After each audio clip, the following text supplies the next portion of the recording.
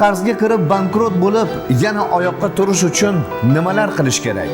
Bugungi qahramonlarimizda bu savolga javob aniq. $27,000 hammadan qarz bo'lib qoldik. Katta do'kondan ayrildik. Bankrot bo'ldik. Va u vaqtlar eslasam, yurak orqaga tortib ketadi. Bu juda og'ir. Hamjihatlikda qarzdan ham qutuldingiz. Barchasi ortda qoldi. Ortda qoldi. Hozir hammasi yaxshi.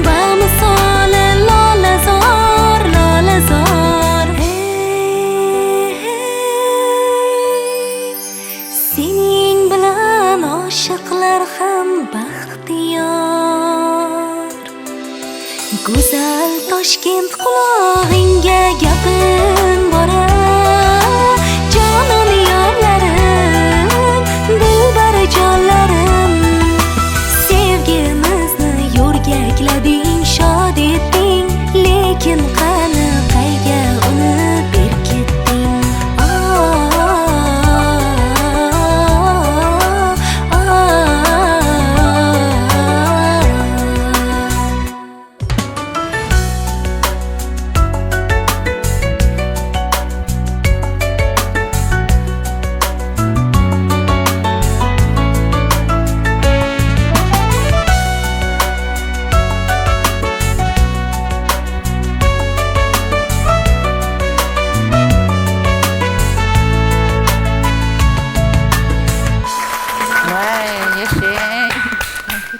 Barchaga salom. Efirda men Baxtiyor Turoxonov. Hayotingizda katta o'zgarishlar qilish niyatidasiz, lekin jur'at yetmayotgan va ikkilanishlar bo'lsa, bu oqshomni biz bilan birga o'tkazing. Bugungi mehmonlarimizning hayotiy hikoyalari sizni ilhomlantirishi aniq. Xush kelibsiz. Assalomu alaykum. Shamsqamar opa, Yulduzning ijrosi sizni yoshlik paytiga qaytardimi hozir? Hozir ko'zimga yosh ham keldi. Yoshligim esimga tushib ketdi-da, qanaqadir bir boshqacha bo'lib qoldim-da. Maftuningman filmida yangragan va keyingi yil ushbu film tasvirga olinganligiga 70 yil. 70 yil. Hattoki bizani yoshimizdan ham katta. Men indamayman. Yo, endi men kichkina bo'lganman, lekin shu film bilan shu paytlarda ko'rganmiz-da. Hozir bir ko'rsatsa maza qilib ko'raman. Nafaqat men emas, hamma ko'rsa kerak maza qilib. Oradan shuncha yil o'tgan bo'lsa-da, lekin ushbu filmda yangragan qo'shiqlar hamon yayrayapti, yangramoqda va tinglovchilarga manzur bo'lib kelmoqda. Men hozir o'ylab o'tiribman, hattoki men bu qo'shiqni birinchi marta ijro etganimga ham 11 yil bo'libdi. Rostami? Qarang. Konservatoriyani bitirganimga o'zi 11 yil bo'ldi, lekin undan oldin ham ijro etgan ekanman bu qo'shiqni davlat tadbirlarida, filmda ijro etgan san'atkorlarga, aktyor, aktrisalarga qarab, biz ham havas qilib san'atga bo'lgan mehr uyg'ongan deb o'ylayman yoshligimizdan. Maftuningman filmining bosh qahramoni iste'dodli qizni Buxorodan izlab topgan. Hozir suhbatimizga qo'shiladigan mehmonimiz ham Buxorodan va u ham bolaligidan qo'shiq kuylab qo'liga igna va ip olgan. Uni qarshi olsak. Xush kelibsiz. Keling. Mana qanday mahsulotlardan, nimalar bilan keldik mehmonimiz? Assalomu alaykum. Keling. Salom. Endi yulduz o'g'illaringizga qo'g'irchoqlar to'g'ri kelmaydi, lekin g'ozlarni maza qilib o'ynashsa kerak. Shunda men ham qiziqib turibman. Ayniqsa kenjatoyingiz. Men kattaman juda ham hayvonlarga, mavjudotlarga juda ham qiziqishadi. Nafaqat o'g'illarim, o'zimiz ham hozir ko'rib hayron bo'lib turibmiz. Nahotki shular hammasi qo'l mehnati deb. Albatta, qarang. Shunaqangi akkuratni qilingan, a? Va hammasi quroq tikishdan boshlangan. Albatta.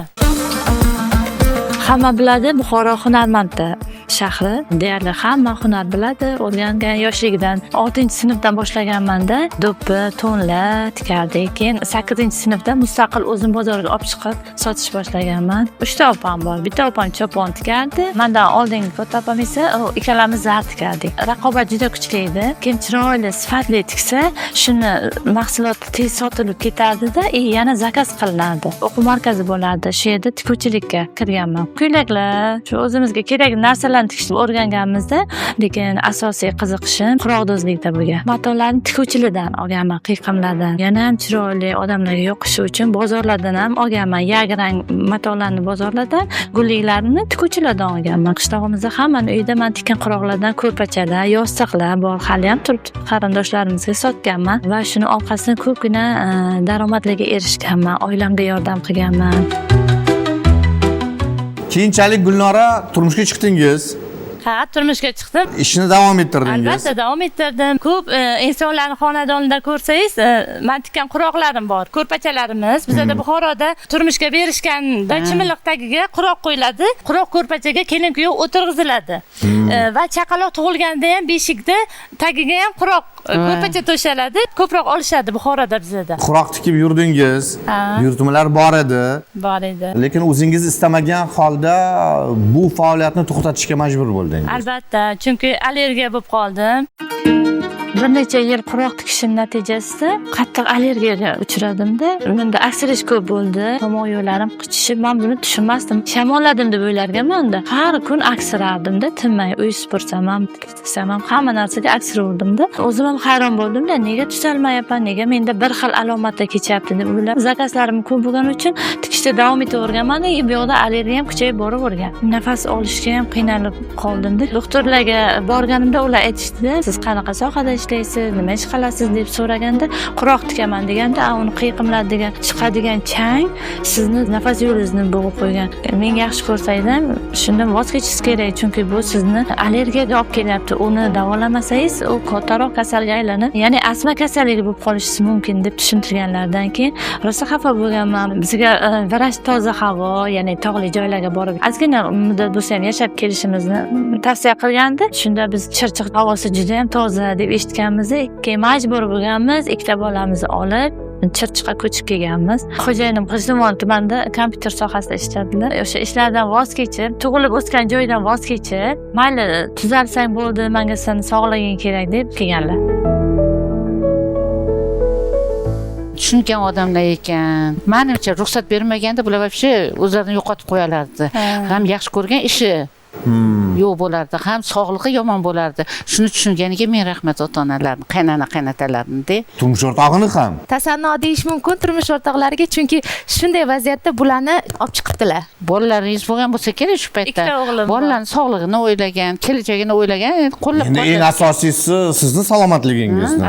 Bolalar uchun ona kerak. Ammo siz Buxorodan Chirchiqqa kelganingizda kutilmaganda pandemiya bo'ldi. Albatta. Pandemiya boshlandi va Uyda qoldingiz. uyda qoldim. Buni ustiga ikkita o'g'limni ham olib kelib olganman.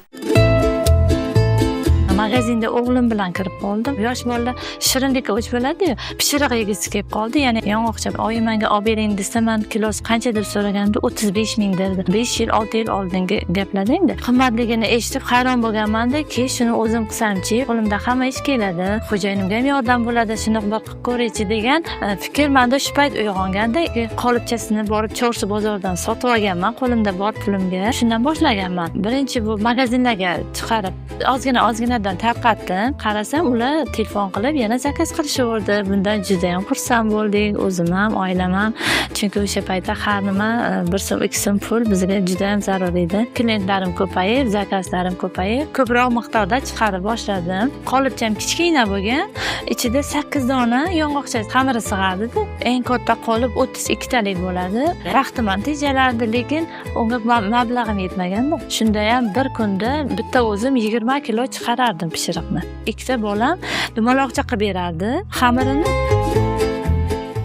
Bu ish asta-sekin rivojlanishni boshladi. Albatta, rivojlanadi. Ammo Bizga klientlarimiz ko'payib boraverdi. Keyin bitta xaridor keldi. Katta summada bizga zakaz qildi.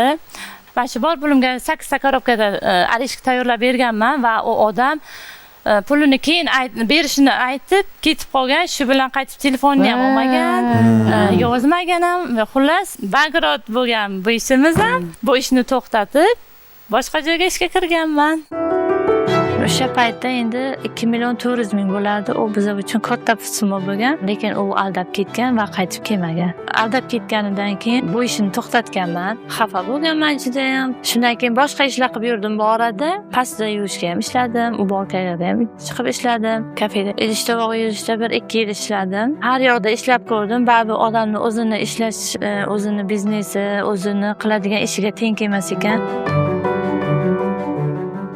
ishlab yurgan paytingizda baribir hunar sizni tinch qo'ymagan. Qishim kuchli bo'lgani uchun qo'g'irchoqni o'rganib keldim. Borib bir kunda 2 soatda o'rganib kelganman ustozimdan 3 yil oldin. Yumshoq o'yinchoqni internetdan o'rgandim.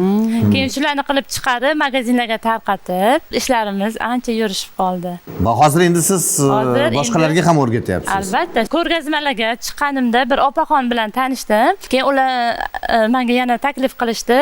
Uchtepa tuman Davlatobod mahallasida mahalla binosining 2-qavatida menga joy ajratildi. Men shu hunarimni yoshlarga o'rgatamiz va endi ishlab chiqarishni ham yo'lga qo'ymoqchimiz. Xudo xolasa, niyatlarimiz eksportga olib chiqish. Niyatlaringizga yeting. Bizani o'zbek ayollarimiz, o'zbek kelinlarimiz qarang qanaqangi kuchli, shunaqangi muammolardan, to'siqlardan Har bir vaziyatdan chiqib, har bir vaziyatni to'g'ri qabul qilgan holda o'zlarini ayollik energiyalari bilan mana turmush o'rtoqlari ham bekorga bularni qo'llab-quvvatlamagan, ularni ichlaridagi shijoatni ko'rib, men doim aytaman, bizani o'zbek ayollarimiz, kelinlarimiz juda ham kuchli, oilaparvar. tushkunlikka tushmaganlar-da. Pandemiya payti bo'lsa, yana allergiya bo'lsa, yana o'zi yashab turgan joydan ketib, shunday deb o'tirmaganlar-da. Hammani yong'oqlarni bir narsalar qilib sotibdilar, u ham bo'lmagan. Baribir tirishibdilar-da. Suhbatimiz avvalda aytib o'tdingiz, pishiriqlar tayyorlaganingizda aldanib qolgansiz. Albatta. Ko'nglingiz sovigan bu ishdan. Shu bois faoliyatni boshqa yo'nalishga qaratgansiz, ammo hozir yana pishiriqlar tayyorlashni boshladingiz. Parallel ravishda. Chunki o'sha oldingi klientlarim hali ham so'rashadi. Mazali bo'lganligi uchun. Albatta. Vaqtim yo'q desam ham iltimos qilishadi, pishirib bering deb. Tatib ko'rmasak bilmaymiz. Gap isboti bilan. Isboti bilan bo'lish kerakmi? Men shundan aytishga uyaldim-da. Voy, ana. Mana xaridorgir mahsulotlari. Necha xil endi pishiriqlar tayyorlayapsiz? Undan ortiq shogirdlarim bor, shular yordam berishadi, bolalar ham berishadi. Joyi kelganda xo'jayinim ham yordam berishadi. Fundament bor. Hamma ish bilan band. Albatta. O'zi eng asosiysi turmush o'rtog'i yonida. Rosa tushunar ekanlar. Oilada hamjihatlik bor. Bunday oilalarga men havas qilaman, to'g'risini aytsam, chunki pishirishga ham sabr toqat kerak. Shaxsan men o'zim hamma ishga harakat qilsam ham shirinlik pishirishga kelganda men uddala olmayman. Shirinlik pishiradigan kelinlarimizni ko'rsam havas qilaman. Yaxshi ham ko'rish kerak-da. O'sha kasbini yaxshi ko'rmasa qila olmaydi. To'g'ri. Ovqatga kelganda yaxshiman, lekin pishiriqqa kelganda qilaman. lekin O'xshamaydi. o'xshamaydida. Keyin qo'y deymanda qilmayman. Endi ko'rsatuvimizdan so'ng sirlari bilan o'rtoqlashadi Gulnora. Albatta, Bo'ldi. siz ham o'rganishimiz kerak-ku. Endi buni biznesga aylantirish uchun esa qiziqish, sabr bilan bir qatorda yonida unga ishongan, uni qo'llab-quvvatlaydigan inson ham bo'lishi kerak. Albatta, qahramonlarimiz ham bunga yorqin bir misol. Keling, mehmonimiz kirishdan avval lavhamizni tomosha qilsak. Gazalkent shahrida tug'ilib o'sganman. Tibbiyot yo'nalishini juda ham xohlaganman. Maktab bitirganimdan keyin 18 yoshimda turmushga chiqdim. Tibbiyot sohasida o'qishim orzuligicha qolib ketdi. Sevib turmushga chiqdim. Xolamlarning oldiki bog'chaga yordam berishga ba'zida borardim. O'sha bog'chaga borganimda birga uchrashib qolganmiz. Bu yerda borib ko'rganlarida meni yoqtirib qolib, keyin ortimdan qolmaganlar-da. Mani yoshligimdan katta bo'lgan Rasul degan og'aynim bor. Akamiz Murod aka. O'sha bolalarni tanishtiruvchi Murod aka olib ketayotgan bo'lganda, shunda shu og'aynilarim kelib qoldi uyga. Yur aylanib kelamiz deydi. Yo'limda turasan dedi. Shundan ham bordik. U kirib ketdi. Iroda degan ovoz chiqdi-da, u xolasi ekan. Xolasi bilan birga ishlaganda bu. Menga qarab keldi-da. Ichingizda bir qanaqadir bir o'zgarish bo'ldi. Bu qiz kim ekan dedim. Keyin shu Murod akadan so'radim. Bu qiz kim deb, o'sha og'ayningga tanishtirishga olib kelgan qiz dedi. Menga emas ekan bu. Unutildi hamma narsa. Yana shu og'aynim kelib qoldi uyga. Yur borib gaplashamiz dedi. Bordi. Shu og'aynim kirib chiqdi yana qaytib. Dedi, yoqmadi. Menga bo'lmaydi, yoqmadi. Shu ko'tarildimda ikkinchi etajgacha chiqib oldim oldiga. Sen bilan gaplashmayman dedi. Sira sanladi. Ayrim yo'llar orqali Damashqning telefonini topdim. Gaplashib ketdik keyin. Kelishgan qaddi-qomati har tomonlama yoqqandan keyin men hayotimni tasavvur qildim. Bir-birimiz bilan uchrashib, keyin yaxshi ko'rishganmiz. 6 oy uchrashdik. Ko'ynimni olishga harakat qilardilar. Har kelganlarida bittadan gul ko'tarib kelardilar. Ko'pincha atir gullari har xilidan, ranglari ham har xil bo'lardi.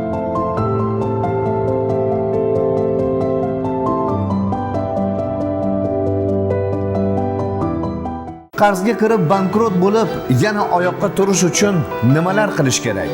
Bugungi qahramonlarimizda bu savolga javob aniq. $27,000 hammadan qarz bo'lib qoldik. Katta do'kondan ayrildik. Bankrot bo'ldik. Va u vaqtlar eslasam, yurak orqaga tortib ketadi. Bu juda og'ir. Hamjihatlikda qarzdan ham qutuldingiz. Barchasi ortda qoldi. Ortda qoldi. Hozir hammasi yaxshi.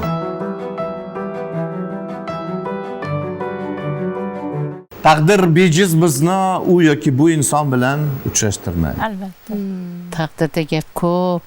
O'zlar ham keladilarmi hozir? Albatta, shu yerda keling Iroda opani Qani. suhbatimizga chorlasak. Assalomu alaykum. Kelibsiz? Keling. Katta oilaga kelin bo'ldingiz. Shunaqa bo'ldi. O'zim ham katta farzandman. Taqdir taqozosi bilan eng katta farzandga turmushga chiqdim. Mas'uliyat ham boshqacha.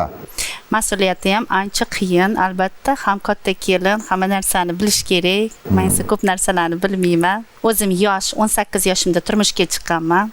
Ammo siz qiynalmadingiz. Yo'q, qaynanam, qaynisinglim, kichkina ukajonlarim ham hammasi Sizga yordamlashdi. menga yordamchi bo'lib, hamma tomonlama qo'llab-quvvatlashdi. Va bu haqida bizga quyidagilarni aytib berdingiz. 7 farzandli oilaga turmushga chiqdim. Xo'jayinimlar elektrosetda elektrik bo'lib ishlardilar. Birinchi farzand, ular ham ko'p narsalarni eplay olmasdi. Ular hammasi yordamchi edi menga. Ko'chalarni supurish kerak bo'lsa, yomsam ovqat qilish kerak bo'lsa, hammasini bitta o'zimiz birgalashib qilardik. Ular bilan juda ham ahil bo'lib, o'zimning oilamdek birga katta bo'lib ketdim ular bilan. Birinchi farzandim qiz bo'ldi. 2 yildan keyin o'g'il farzandli bo'ldim. Qaynonamlar kutubxonada ishlardilar. Ovqat qilishlarni bilmasdim. Hammasini o'zlari o'rgatganlar. Tuxum ham qovurishni bilmasdim. Hamma narsani pishirishni xohlayman. O'qisangiz o'qirdim deganman. Xo'jayinimlar o'qitganlaridan keyin o'zimdan shunaqa ham qiziqish kuchayib ketdiki, har bitta narsani qilsam zo'r bo'lib ketaverdi. Birinchi pishirganim rulet edi. Bittada o'xshab, uni mehmonlarga, qo'ni-qo'shnilarga hammaga berganda hammadan maqtov eshitdim. Demak, bundan ham zo'r qila olar ekanman deb tortlarga o'tdim. Xo'jayinim juda ham katta menga motivatsiya bo'ldilar. Ular qo'llab-quvvatlab, menga yo'l ochib berdilar. O'zim ustimda ishladim. Zakazlar ko'p bo'lardi. Ertalab saharga tayyor qilib qo'yishim kerak bo'lsa, xo'jayinimlar gohida ishlab charchab kelgan bo'lsalar ham menga yordam berishga harakat qilardi. Biskvitlarimni ko'pirtirishga qo'llarim orib ketardi, charchab qolardim, ko'pirtirishga yordam berardi. Ham gaplashib turganini o'zi ham xursand qilib, biror narsalarda chalg'itganda ham men uyqularim o'chib ketardi. Gaplashib turishlarining o'zi sizga Albatta, quvvat bo'lgan. Hattoki ko'zlari qizarib, uyqusilari kelib ketsa ham bilinib turardilar. Meni kuch berayotgani. Shunda ham siz uxlavering desam, yo'q, men uyqum kelayotgani yo'q deb yordam berishga harakat qilardi. Yosh bo'lganda Birgalashib, har qanaqa qiyinchiligiga yengib o'tdik. buyurtmalar ko'paydi, Buyurtmalar ko'payib ketdi, ketma-ket. daromad yaxshi bo'ldi. Albatta. Va siz mana shu pullar evaziga kichik do'koncha ham ochdingiz. Ha, shunday. Do'konchani o'zida ham shirinliklar ham sotardik, ham oziq-ovqat mahsulotlarini ham sotardik. Daromad yaxshi bo'lib ketgandan keyin ehtiyojlarimiz ko'payib ketdi. Hisob-kitobni qilmadik, kelib turgan pulni оборотga tiqmadikda, o'z ehtiyojimizga ishlatib yubordik. Masalan, uylarimizni remont qilishga, o'zimizni kiyim-kechak, kafe, restoranlarga borishga harakat qilib, 1 yildan keyin orqaga ketishni boshladik. O'sha bizning xatoyimiz bo'lgan ekan, keyin bildik uni. Juda ham katta sezilarli darajada bizning mahsulotlarimiz kamayishni boshladi. Pul yetkiza olmaslikka boshladik. Yana rivojlantirib olamiz deb o'ylab, odamlardan foizlarga, qarzga pul olib, foizga kirib ketgan vaqtlarimiz bo'lgan. O'sha paytda 20% to'lardik. Ko'proq qiyinchilikka kirib ketdik. Oldingidan ham kamayib ketdi mahsulotlarimiz. Juda ham qattiq tushkunlikka tushib, xo'jayinim ishlayotgan pullarni oyligini ham biznesimizga tiqsak ham, baribir u qarzdan qutulish ilojisi bo'lmadi. Qarz olib, qarz yopishga harakat qildik. Biz yana ham o'sha qarz girdobiga kirib cho'kib ketdik. $27,000 hammadan qarz bo'lib qoldik. Katta do'kondan ayrildik. Bankrot bo'ldik. Va u vaqtlar eslasam yurak orqaga tortib ketadi. Juda og'ir. Juda og'ir. Bolalarimiz u paytda kichkina, endi maktabga chiqqan vaqti, akasi maktabga chiqish kerak, nima qilishimizni bilmay qoldik. Xullas, xo'jayinimga aytdim, men endi Rossiyaga borib ishlab, bu qarz qutulishga harakat qilaman, sen 2 farzandim bilan qolasan. Senga har kuni o'zim telefon qilib gaplashib turaman, faqat bizga sabr kerak. 2007-yili xo'jayinimlar Rossiyaga ketdilar. Onam rahmatli pul topib bergan, Rossiyaga chiqib ketganman. Bir o'zim yashaganman, hech kim yo'q. Qiyin, juda qiyin. Farzand, otangizni tashlab ketgansiz, ota-onangizni tashlab ketgansiz. Kichkina qiz bo'lganman, 1-sinfga, 2-sinf qiz bo'lganman. Adamlarga xatlar yozardik, javoblar kelardi, rasmlar chizardik. Buni boshidan o'tkazgan inson biladi. Ko'p pul daromadga kirib ketganimizda o'zimizni nafsimiz ustun chiqib, hisob-kitoblarni chetga surib, tadbirkorlikni ham chetga surib, o'zimizni ehtiyojlarimizni birinchi o'ringa qo'yib qo'yganimiz bizning katta xatoyimiz bo'lgan. Buni keyinroq tushundingiz. Biz buni keyinroq tushundik. Yo'q, menimcha shu bo'lish kerak edi-da, shu bo'lmaganda shu darajaga yetmasdan. Boshinglar bir urildi, demak bu xato deb. To'g'ri, endi hamma boshida aslida bu xato ham ne'matligini bildik. Hamma musibat orqasida yaxshilik borligini bizlar endi tushunib yetdik. Musibatda tushkunlikka tushib qolib, hamma narsaga qo'l siltab qo'yish kerak emas ekan. Qarzdan qutulish uchun do'konni sotdingiz. Do'konni hammasini bankrot bo'lib sotdik. Yo'q, nolga lekin shunda ham qarzdan qutula olmagansiz. Yo'q, qarzdan qutulmaganligimiz uchun Rossiyaga ketdilar. Boshqa sotadigan narsa qolmagan.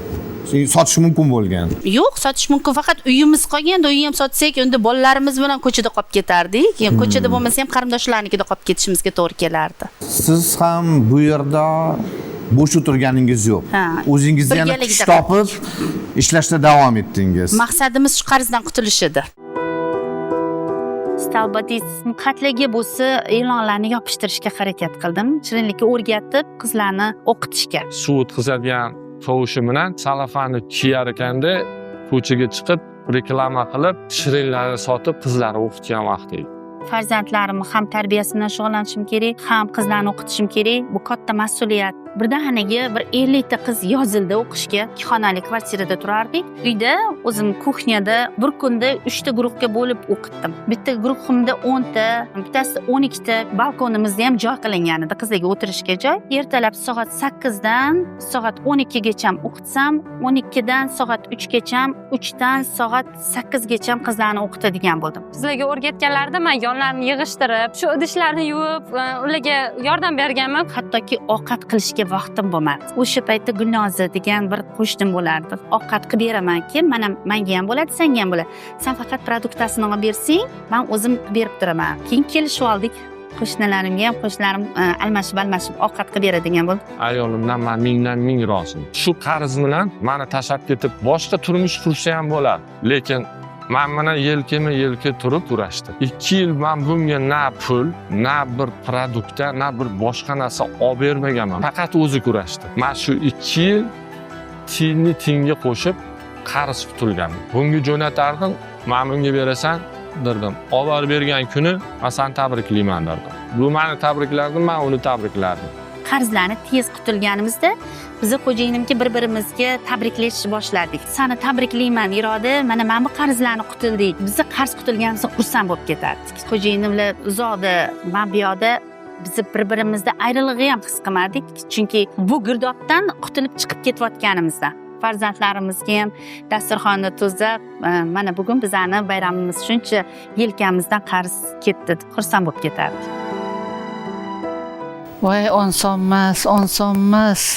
Bitta uyda qopsizlar, mana shunda ham chekirmabsizlar. E'tiborlisi yondashuv, bayram qilardik deb aytdingiz. Misol uchun buni boshqacha ham talqin qilish mumkin. Bu qarzni to'ladik, oldimizda yana shuncha qarz bor. deb ham yondashish mumkin. Qabul qilish mumkin. Biz o'shanga shukr qilib xursand bo'lib ketdik. Qilgan sarimiz yana Alloh beraverdi. Shukr qilgan sari. Biz oxiri qutulib bo'lganimizdan keyin xuddiki bir katta tog'i ayirib tashagandek kuch bo'lib, endi bizda katta maqsadlar qo'yishni boshladik. Farzandlaringiz bilan o'zingiz qanchalik qiynalganligingizni turmush o'rtog'ingizga aytmagansiz. Ularga xat yozardik. O paytda mana tarmoqlicha unaqa rivojlanmagan vaqt, faqat домашний telefonda bo'ladi, keyin xat yuborishimiz mumkin edi. Xatda bizlar adiylarni ruhini ko'tarishimiz kerak. Shunda yaxshi ishlaydilar. O'tda bizani o'ylab o'tirish kerak emas deb nakleykalar yopishtirib, xatlar yozib jo'natardik. Rasmlarni ular har 3 kunda, 4 kunda xat yozib borib, rahmat bizga xat yozardilar. Qo'ng'iroq qilib gaplashsak, biram yaxshi bo'ldi. Men sizlar bilan qo'ng'iroqda gaplashsam, boshqacha ruh bilan menda qanaqadir baraka kelyapti.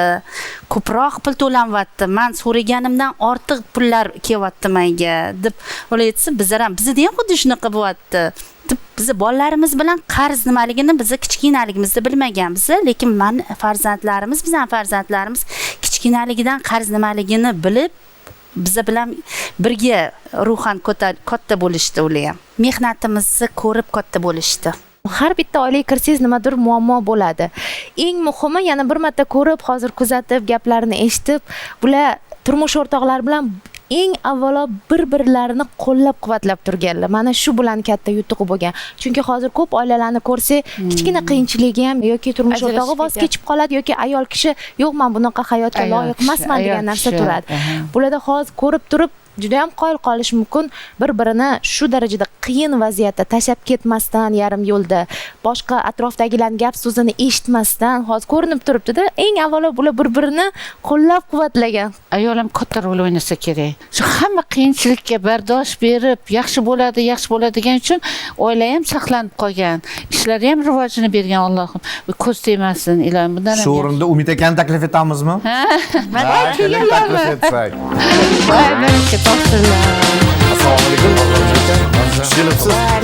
Assalomu alaykum. Keling. Umid aka hozir sizni rosa maqtashdi. Iroda opani ham rosa maqtashdi. Qandaydir qiyinchiliklarni boshdan kechirgan bo'lsalarda, lekin Iroda opa sizga aytmaganlar. Uni men keyin eshitganman. Qaysi ahvolda qanaqa qilib pul topganini. Men ishlaganimda o'sha 2 yil bularga hech narsa jo'natman. Na bolalarimga, na oilamga, na bunga kiyim-kechakga, oziq-ovqatiga pul jo'natmaganman. Faqat yiqqanman shu 2 yil qarz qutulgan. topganim qarzga berganman. Bola chaqani kiyintirib, yedirib, ichirib hammasini qilib turgan. Men xursandman shunaqa Alloh shunaqa umr yo'ldosh berganiga, shunaqa sabr, toqatli berganiga. O'sha paytda xayolingizdan o'tganmi? Yaxshiyamki bog'chaga borganim do'stim bilan. Endi u Taqdir bejiz uchrashtirmagan ekan. Taqdir o'zi aslida menga borilmagan u. Bu og'aynimni tanishtirish uchun men qo'shilib qolganman. Ya'ni taqdir bejiz uchrashtirmagan ekan. Bu taqdir. Hamjihatlikda qarzdan ham qutuldingiz. Barchasi ortda qoldi. Ortda qoldi. Hozir hammasi yaxshi. Keling yana lavhamizni tomosha qilsak. Bolalarimiz o'qishga kiradigan vaqti bo'lib qoldi. 7 yil bo'lgandan keyin meni chaqirdilar. Endi hamma qarzlardan qutuldik. Kelib men bilan birga bo'l, shu yerda senga konditerskiy ishxona topdim, seni hunarlaringni ko'rsatgan edim, chaqirgin deb seni chaqiryaptilar. Bolalarni qanday tashlab ketaman? Bolalarimdan ayrilolmayman deb norozilik bilan bordim. Bir oylar farzandimni unuta olmay qattiq qiynaldim. 18 yoshga kirgan edi qizim. O'g'lim 16 yoshda edi. Ularni ko'rgim kelardi. Farzand bilan bo'lgan ayriliq eng katta tushkunlik ekan deb bilardim. Hozir gapirsam, sog'inchlarim hozir ham kelyapti. Juda sog'inganmiz. Buvim bilan, dodam bilan yashaganmiz. Unda o'zi biz o'qishlarga kirganmiz. O'qishimizga, kontraktlarimizga to'rardilar. Eng katta yordam menga ota-onamdan bo'ldi. Ayniqsa onamdan. Bolalar yolg'iz qoldirmagan. Katta qilib berdi. Men birinchi borganimda Yekaterinburgda ishladim. Kafeda borishim bilan ishlarimni ko'rib, menga alohida konditerskiy sex ochib berdilar. O'tki meni starshий konditer qilib tayyorladilar. Keyin yoniga ikkita qiz qo'shib berdi. Yangiliklar yaratishni boshladim. Ziyoda seni konditerskiyda ishlardi. Petropavlovskka sizlar bu yoqqa kelsanglar bo'lmaydimi? Bitta uyda, bitta oila bo'lib yashaymiz, ham oson bo'ladi bizani to'lovlarimiz. Kelinglar chaqirdi. Biz yana ham xursand bo'lib ketdik. Xo'jayinimlar elektrik sohasiga kirdi. U yoqda haqiqatan ham juda ham shirinlik olami kuchaygan. Hamma italyanskiy, fransuzskiy kuchli desertlar, ham individual bezatish tortlar juda ham qiziqarli ekan. Ikkinchi kuni ishga chiqib ketdim. Emma Pavlovna Nikolenko degan ayoli qo'liga tushdim. Birma-bir o'rgatdi. 7 ta shoxobchalari bor edi. Atrofimdagi qizlarni yig'ib, Emma Pavlovna menga berganlarini men qizlarga berib o'rgatib, 2,5 yil ichida shunaqa 31 ta shoxobchaga kengaydik. Xo'jayinimlarga aytdim, demak bizlar O'zbekistonda bitta shoxobcha bo'lsa ham o'zimiz bemalol qila olar ekanmiz. Xo'jayinimlar juda ham qimmat masalliqlar ishlatiladi. Qimmatli qilmasmikin? Bo'lmaydi menimcha. Undan ko'ra keling, shu Rossiyada tinchgina ishlay qolaylik. Yo'q, men sizga ishontirib aytamanki, hozir odamlar sifatga juda ham e'tibor beradigan bo'lgan. Keling, men boshlab ko'ray, agar eplay olmasam, mayli qaytib ketaman. 2022-yil keldi. Men o'zim 9 yil bo'ldim. Xo'jayinimlar qarz qutulish oldinroq ketganligi uchun 16 yil bo'ldilar.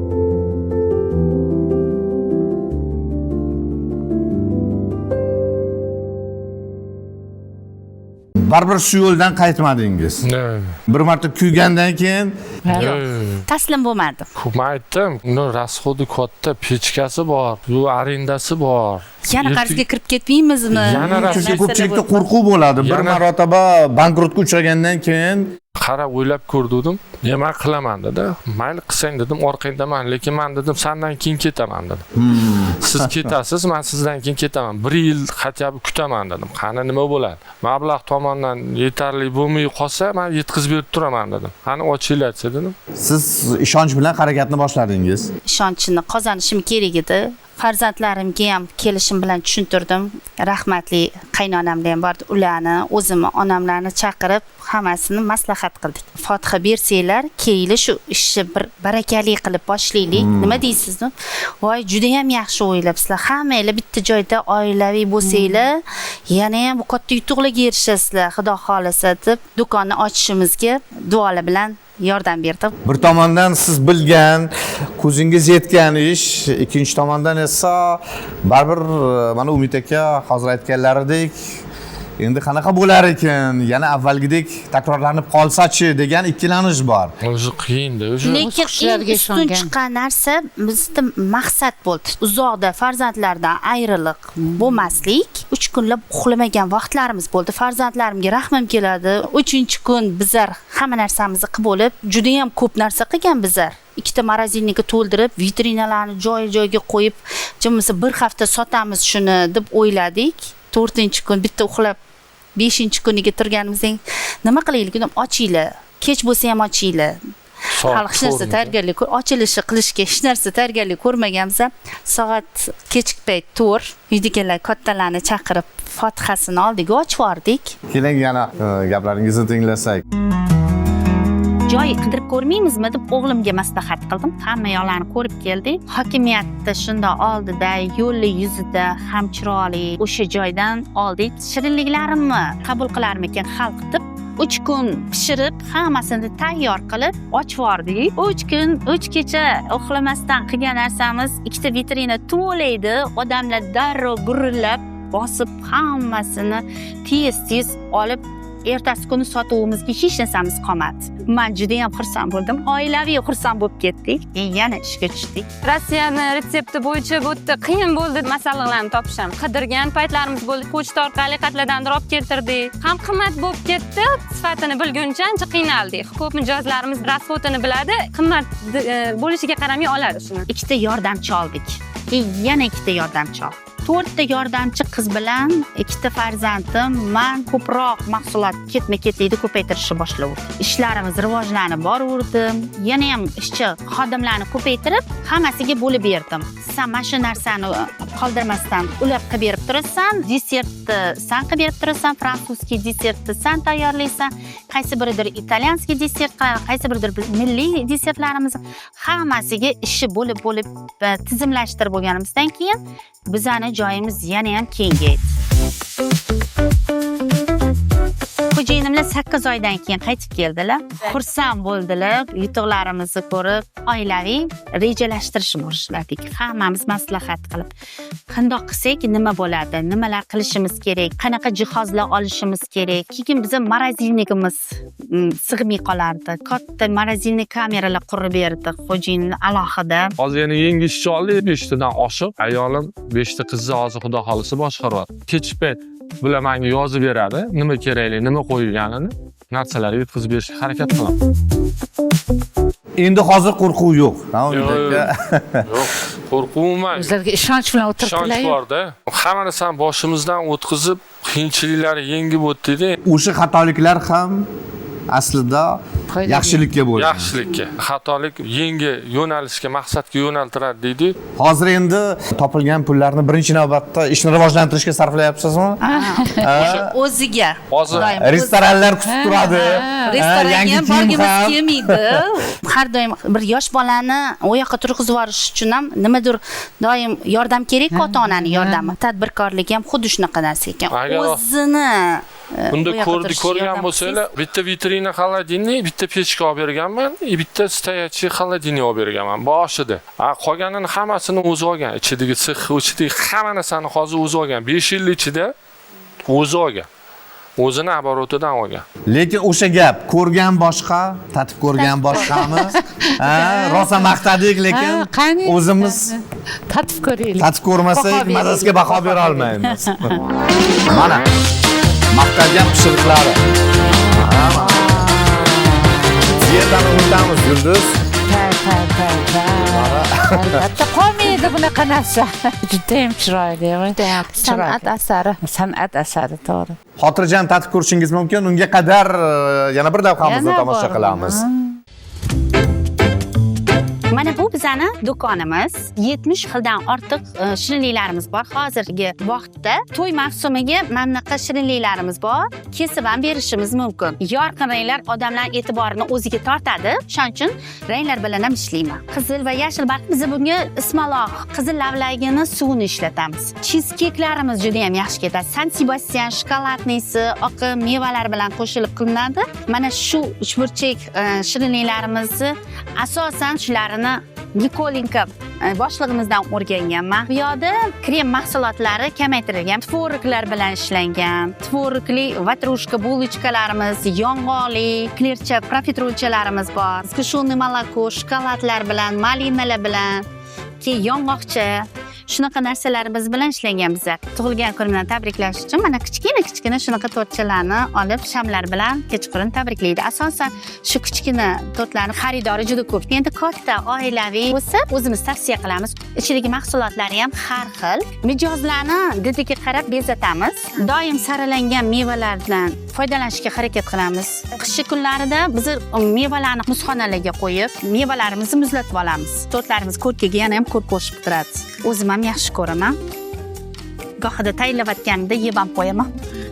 Bir oila keladi bizga. 3 ta bolasi bor, bitta qizi diabetik. Qizcha keladi, asha atrofda ko'rib tomosha qilib yuradi. Ko'rib, rahmat keldi, supermarketlarda sotyapti-ku, diabetiklarga pechenni, har xil narsa olib beradi otasi. Lekin mana bu narsalar yeyolmaydi-da. U otasiga aytdim, "Mana shu qiz dedim, menga motivatsiya ber" dedim. Shu qiz uchun dedim, har xilidan, mana shu pirojniy, tort, desert, nima bo'lsa shu saxni diabetlarga men bitta vitrina qilaman. Mana shu qiz yeydigan narsa bo'ladi. Xuddi shunaqa bo'ladi, lekin sostavi boshqa bo'ladi. Hissa zo'r bo'ladi. Bunga o'xshagan odamlar ko'p dedi. Qariyalar keladi, menga mumkin emas. Men aytaman, Xudo xolasa bo'ladi, sizlarga ham bo'ladi deyman. Shuni yo'nalishida hozir men harakat qilyapman. Natijalar qanaqa endi Umid aka? Tayyor bo'lib qoldimi? Bor, Xudo xolasa bo'ladi. Mana shu yoz oyida shu maqsadga erishaman. Nimaga desiz, o'sha kichkina qizcha keladi, masalan, oilasida 5 ta bo'lsa, 5-inchisi u. Ular o'tirib yeb o'tiradi, bunga olib beradi otasi qo'liga supermarketdan dietetskiy narsalar. Faqat u qiz aylanib yuradi-da, shunga sal rahmim keladi. O'tirsa ularga qarab o'tiradi-da, shundan Yemaydi. Yeyish mumkin emas. Xuddi shu pirojniga o'xshagan. Bunga aytdim, topinglar shuni dedim. Siz dedi menga dedi unini bunaqa narsalarni topinglar, hozir mana shunda anaqa qolmay ko'proq Qozog'istonda bor ekanda u. U mahsulotlar olib kirmoqchimiz shu mahsulotni. Shuni qo'shsangiz shular shunda sahar diabet yeyalar ekanda shuni.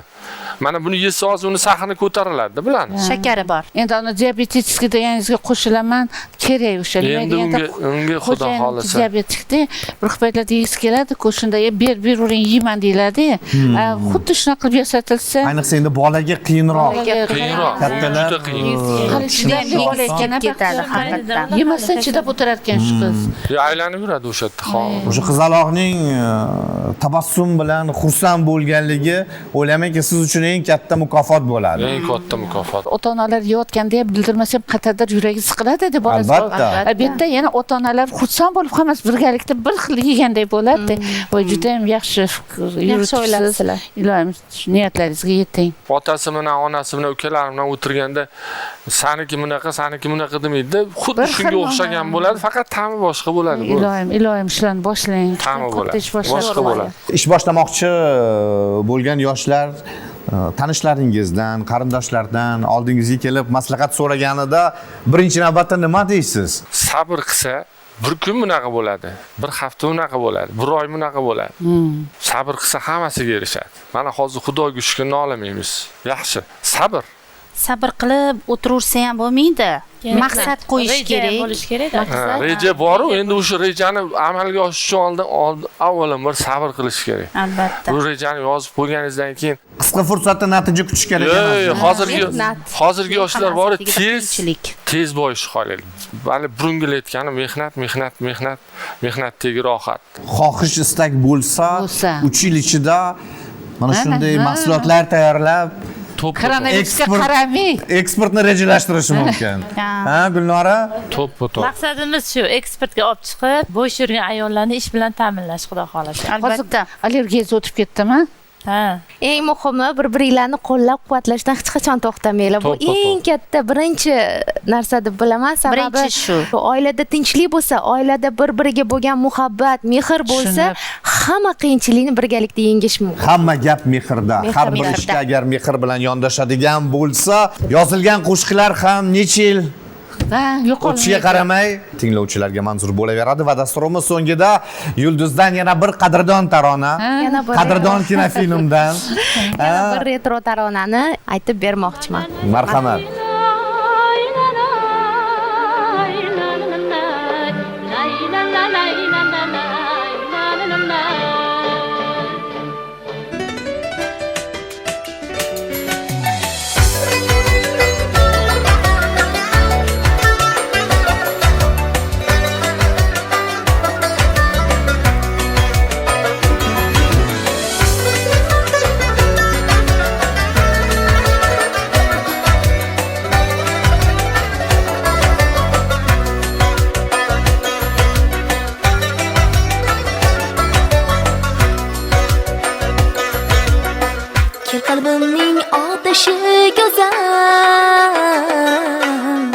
senga tomon cho'mdi xayolim.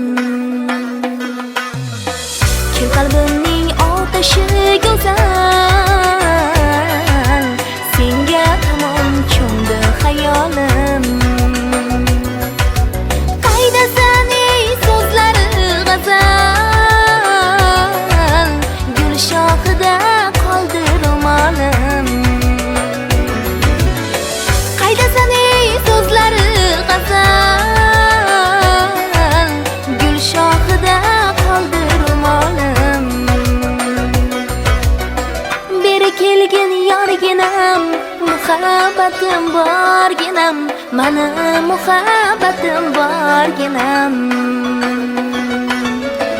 Beri kelgin yorginam, muhabbatim borginam, mani muhabbatim borginam.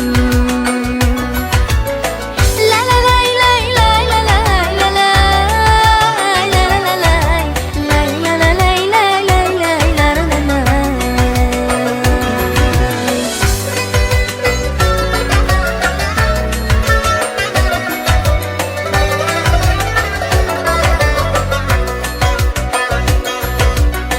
Shalolaga chayib yuzimni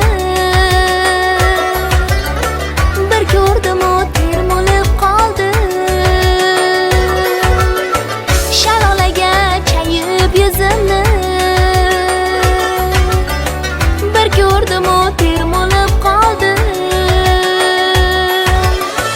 Eslabekki qaro ko'zingni jonginam, uzoq uzoq xayolga toldim. Eslabekki qaro ko'zingni jonginam, uzoq uzoq xayolga toldim. Ketma ketma yonimdan, shirin shirin jonimdan, mani o'rgilay sana joningdan. Ketma ketma yonimdan, shirin shirin jonim